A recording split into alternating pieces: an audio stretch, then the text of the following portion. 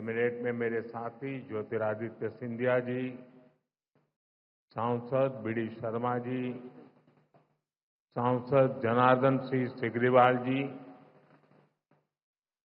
मंच पर उपस्थित अन्य महानुभाव और मेरे प्यारे भाई और बहनों, यहां बहुत बड़ी संख्या में दिल्ली, हरियाणा, पंजाब और पूरे देश से श्रद्धालु आए हैं। मैं आप सभी का अभिनंदन करता हूं। साथियों, श्री आनंदपुर धाम में आकर आज मन अभिभूत है।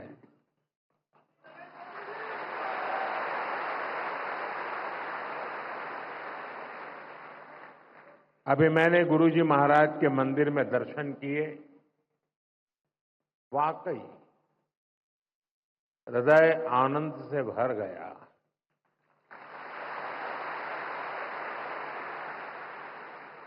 साथियों, जिस भूमि का कण कण संतों की तपस्या से सींचा गया हो, जहां परमार्थ एक परंपरा बन चुका हो, जहां सेवा के संकल्प मानवता के कल्याण का पथ प्रशस्त करते हो, वो धरती साधारण नहीं है।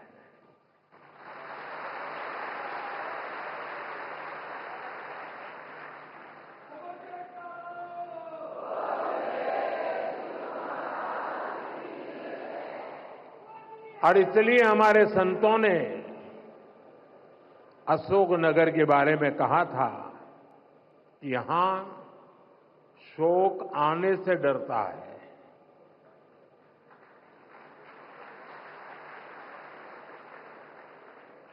मुझे खुशी है कि आज यहां बैसाखी और श्री गुरु महाराज जी के अवतरण दिवस के उत्सव में मुझे शामिल होने का सौभाग्य मिला है।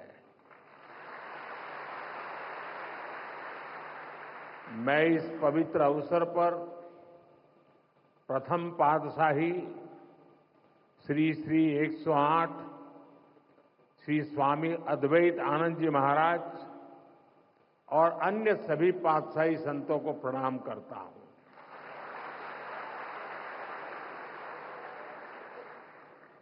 मुझे जानकारी मिली है कि आज ही के दिन 1936 में श्री द्वितीय पातशाही जी को महासमाधि दी गई थी। आज के ही दिन 1964 में श्री तृतीय पातशाही जी निज स्वरूप में लीन हुए थे। मैं इन दोनों सद्गुरु महाराज जी के प्रति श्रद्धा सुमन अर्पित करता हूं। मैं मां जागेश्वरी देवी, मां बीजासन, मां जानकी करीला माता धाम को भी प्रणाम करता हूं और आप सभी को बैसाखी और श्री गुरु महाराज जी के अवतरण उत्सव की बधाई देता हूं।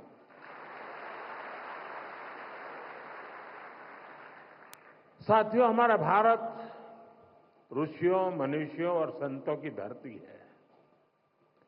जब जब हमारा भारत, हमारा समाज किसी मुश्किल दौर से गुजरता है, कोई न कोई ऋषि, मनीषी इस धरती पर अवतरित होकर समाज को नई दिशा देता है। हम पूज्य स्वामी अद्वैत आनंद जी महाराज के जीवन में भी इसकी झलक देख सकते हैं। एक समय था जब आदि शंकराचार्य जैसे आचार्यों ने अद्वैत दर्शन के गहरे ज्ञान की व्याख्या की थी। गुलामी के कालखंड में समाज उस ज्ञान को भूलने लगा था, लेकिन उसी कालखंड में ऐसे ऋषि मुनि भी आए जिन्होंने अद्वैत के विचार से राष्ट्र की आत्मा को झकझोरा। इसी परंपरा में पूज्य अद्वैत आनंद जी महाराज ने भारत के जन सामान्य तक इसे पहुंचाने का बीड़ा उठाया। महाराज जी ने अद्वैत के ज्ञान को हम सभी के लिए और सरल बनाया, उसे सामान्य मानवीय के लिए सुलभ कर दिया। साथियों, आज दुनिया में भौतिक उन्नति के बीच मानवता के लिए युद्ध, संघर्ष और मानवीय मूल्यों से जुड़ी कई बड़ी चिंताएं भी हमारे सामने हैं। इन चिंताओं, इन चुनौतियों की जड़ में क्या है? इनकी जड़ में है अपने और पराये की मानसिकता। वो मानसिकता जो मानव को मानव से दूर करती है। आज विश्व भी सोच रहा है इनका समाधान कहां मिलेगा? इनका समाधान मिलेगा अद्वैत के विचार में।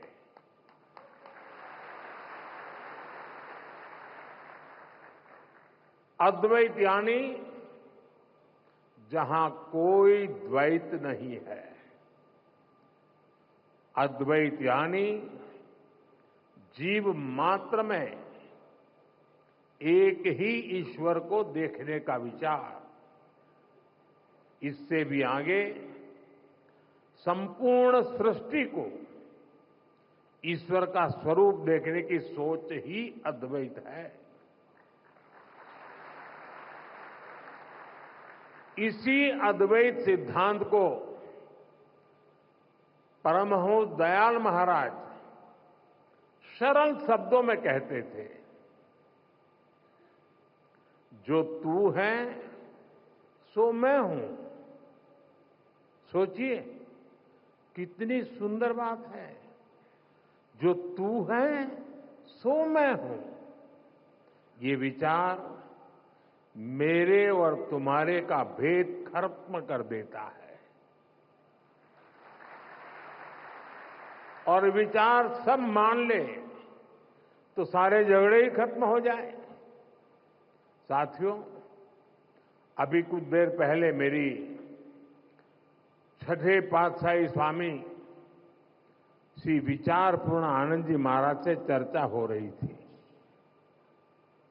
पहले पातशाही परमहंस दयाल महाराज जी के विचारों के साथ साथ वो मुझे आनंद धाम के सेवा कार्यों के बारे में भी बता रहे थे। यहां साधना के जो 5 नियम तय किए गए हैं उनमें निष्काम सेवा भी एक है। निष्काम भाव से गरीब वंचितों की सेवा, नर सेवा में नारायण सेवा को देखने की भावना, ये हमारी संस्कृति का आधार है। मुझे बहुत खुशी है कि सेवा की इसी संस्कृति को आनंदपुर ट्रस्ट पूरे मनोयोग से आगे बढ़ा रहा है। ट्रस्ट द्वारा संचालित अस्पताल में हजारों मरीजों का इलाज होता है। इलाज के लिए मुफ्त शिविर लगाए जाते हैं। गौ सेवा के लिए एक आधुनिक गौशाला भी चलाई जाती है।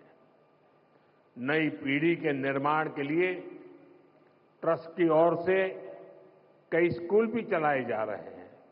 और इतना ही नहीं, आनंदपुर धाम पर्यावरण संरक्षण के जरिए पूरी मानवता की बड़ी सेवा कर रहा है।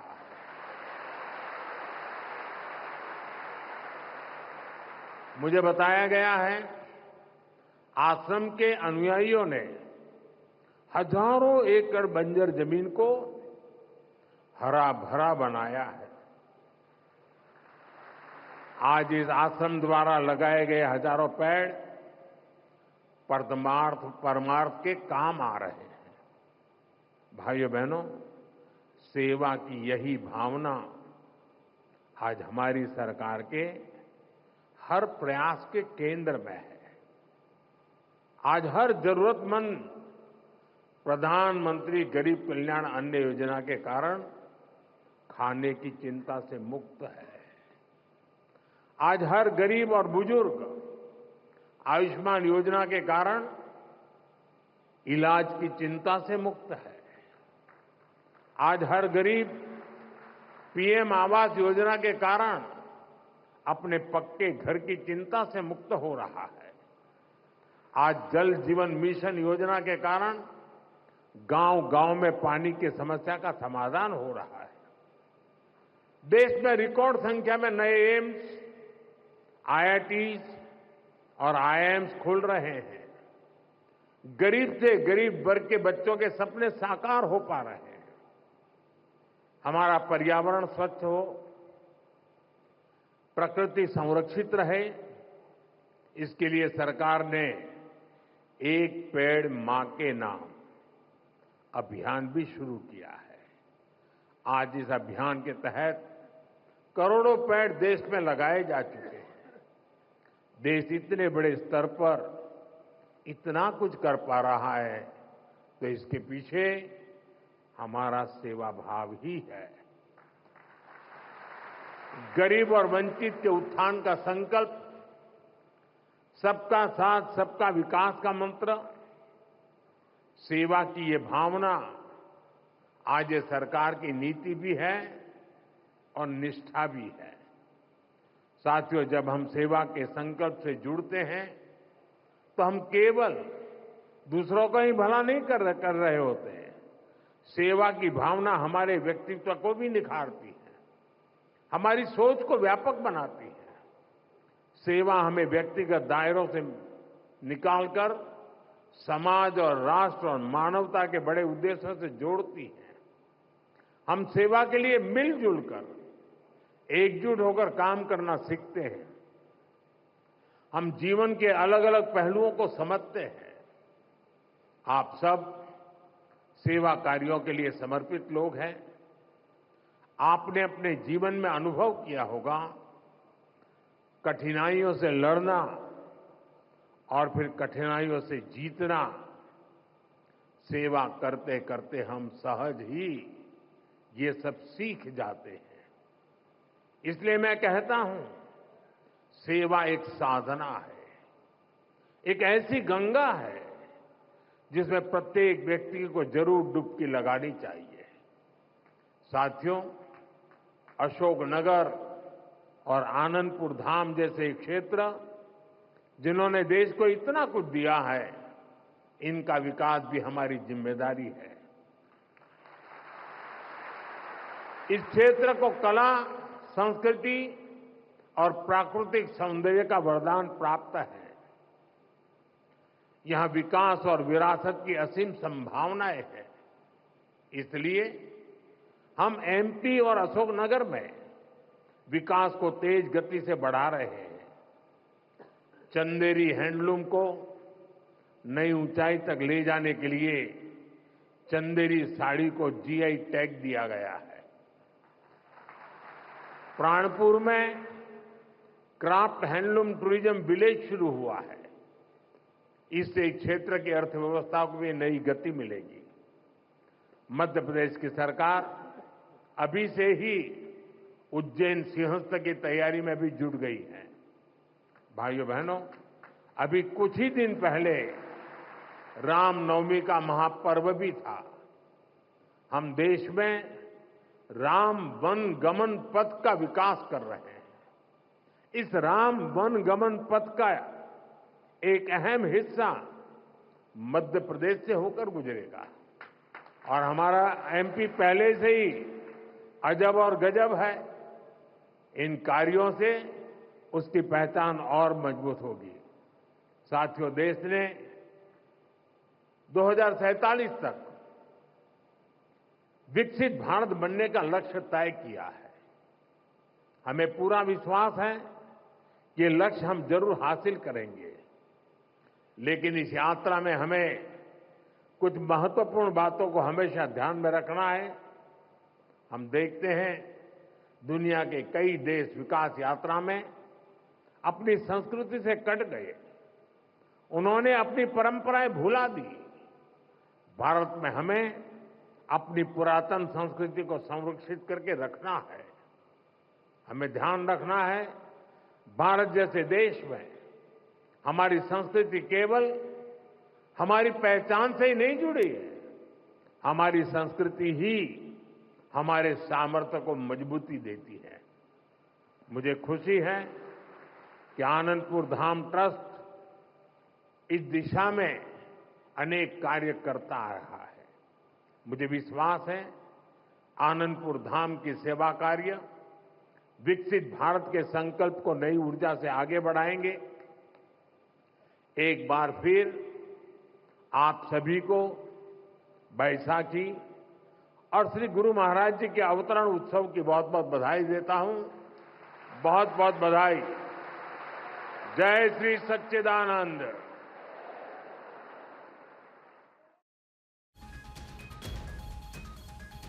तो आनंदपुर धाम में प्रधानमंत्री नरेंद्र मोदी को आप सुन रहे थे।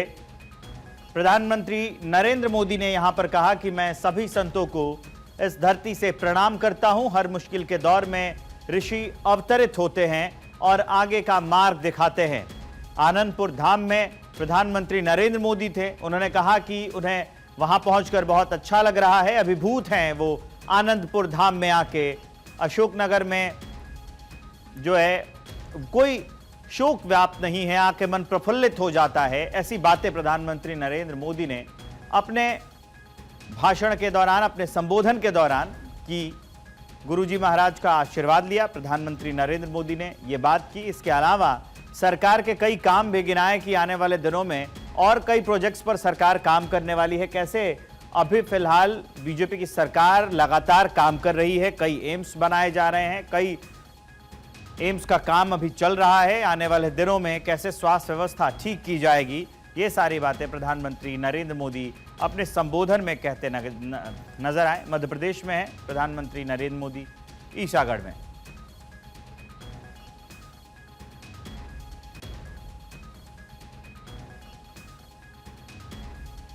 तो प्रधानमंत्री नरेंद्र मोदी, एक विशेष कार्यक्रम का आयोजन किया गया था। इस मौके पर प्रधानमंत्री नरेंद्र मोदी पहुंचे हुए थे और प्रधानमंत्री नरेंद्र मोदी ने कहा कि सभी संतों को मेरा प्रणाम है। इसके साथ ही हर मुश्किल के दौर में ऋषि जो हैं वो अवतरित होते हैं। इसके अलावा प्रधानमंत्री ने कहा कि आनंदपुर धाम आकर मन जो है वो अभिभूत हो जाता है और वहाँ पर जाकर वो ऋषि मुनियों से मिले, उनसे मुलाकात की, उनको संबोधित किया। इससे पहले प्रधानमंत्री नरेंद्र मोदी वो वहाँ पर पूजा अर्चना कर रहे थे और ये जो तस्वीर है, कुछ देर पहले की तस्वीर हम आपको दिखा रहे थे, जब आनंदपुर धाम में प्रधानमंत्री नरेंद्र मोदी पहुँचे हुए थे और वहाँ पर पहुँचकर प्रधानमंत्री पूजा अर्चना कर रहे थे। उसके साथ ही ये कहा प्रधानमंत्री नरेंद्र मोदी ने कि ये धाम ऐसा है अशोकनगर जहाँ पर शोक को आने से डर लगता है।